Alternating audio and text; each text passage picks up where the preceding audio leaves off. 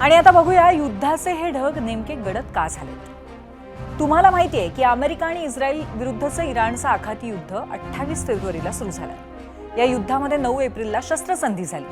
त्यानंतर उभय देशात 3 ते 4 वेळा करारासाठी प्रयत्न झाले, पण ते दरवेळेस निष्फळ ठरले। ट्रम्प यांनी 5 मुद्द्यांचा प्रस्ताव इराणकडे पाठवला। त्यात इराणला त्यांच्याकडील सारं 400 किलो विकसित युरेनियम अमेरिकेकडे हस्तांतरित करण्याची अट होती। हा प्रस्ताव काही इराण मंजूर करायला तयार नाही आणि झुकायला तयार नाही, हे वारंवार स्पष्ट दिसतंय। पण त्यामुळे अमेरिकेचे अध्यक्ष डोनाल्ड ट्रम्प अधिकाधिक अस्वस्थ होत आहेत हेही दिसतंय।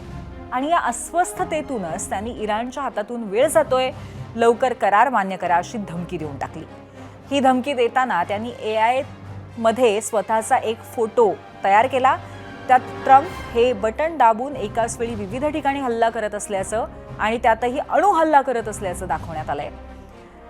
इराणवरती खूप कठोर हल्ला करू असा ताजा इशारा ट्रम्प यांनी दिल्यामुळे युद्धाचे ढग गडद होत आहेत हे स्पष्ट आहे। आता इकडे ट्रम्प यांची धमकी आणि तिकडे इराणचा सज्जतेचा निर्धार, असं चित्र आखातात दिसतंय। अमेरिकेशी असलेल्या दोस्तीमुळे इराणकडनं आखातातील बाकी देशांना लक्ष केलं जातंय, हे आपण युद्धकाळामध्ये बऱ्याच वेळा पाहिले।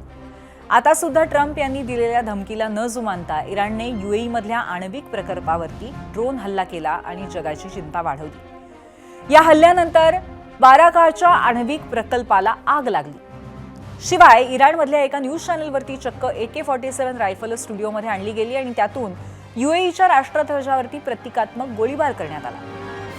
थोडक्यात सांगायचं तर आपण अमेरिकेच्या धमक्यांना घाबरत नाही असं इराणला या कृतीतून दाखवायचंय आणि यामुळे पुन्हा युद्धाची धाकधूक सगळ्या जगाला जाणवायला लागली आहे।